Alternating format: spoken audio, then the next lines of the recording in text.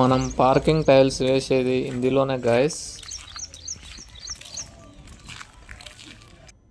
మనం డస్ట్ మొత్తాన్ని ఇలా కుప్పలుగా ఉన్నదాన్ని ఇలా లెవెల్ చేసుకోవాలి.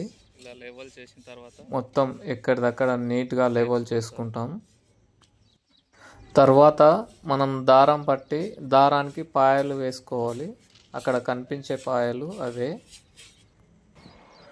దారానికి వేసుకున్న తర్వాత మనం ఒక 6 ఫీట్ల సిల్వర్ బద్ద అయినా సరే, లేకపోతే చెక్క బద్ద అయినా సరే 6 ఫీట్లు ఉండాలి, లేదా 7 ఫీట్లు అయినా ఉండొచ్చు.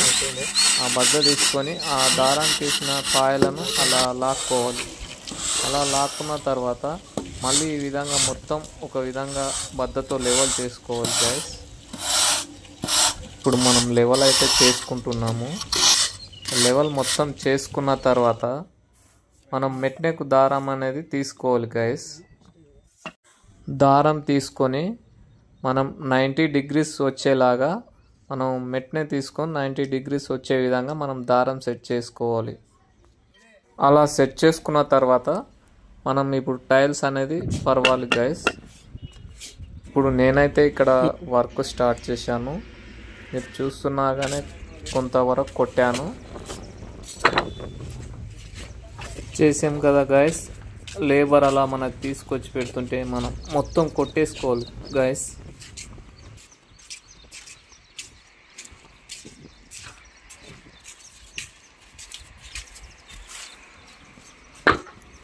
ఇలా కొట్టడం వల్ల మనకేమన్నా అప్ డౌన్ ఉన్నా కానీ మనకు కరెక్ట్గా సెట్ అవుతాయి ఫ్రెండ్స్.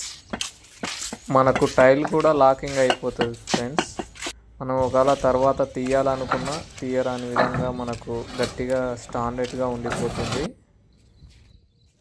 మనం పంపు మొత్తం టైల్స్ అయితే మనం నీట్గా ఇలా మొత్తం కొట్టేసాం గైస్. మనకు పంపు కూడా మొత్తం క్లియర్గా అయిపోయింది వర్క్. చూస్తున్నారు కదా మనకు వర్క్ ఎంత నీట్గా వచ్చిందనేది. దీనిపైన ఇప్పుడు మళ్ళీ శాండ్ చల్లుకోవాలి గైస్. మనం ఇలా ఈ వైబ్రేటర్ దీని మీద తిప్పడం వల్ల మన గ్యాప్లు అనేది శాండ్ లాక్ అవుతుంది. లాక్ అయిన తర్వాత ఏమైనా అప్ అండ్ డౌన్ ఉన్నా కానీ మనకు సెట్ అవుతుంది.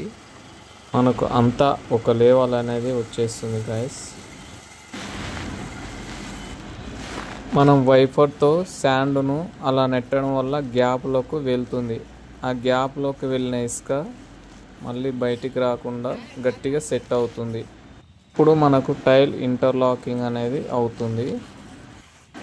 దీన్నే ఇంటర్లాకింగ్ టైల్స్ అంటారు. చూస్తున్నారు కదా, ఇప్పుడు మనకు వర్క్ అంతా కంప్లీట్ అయిపోయింది. ఇప్పుడు దీనిపైన వెహికల్ ఎక్కినా కానీ ఏం కాదు గాయస్.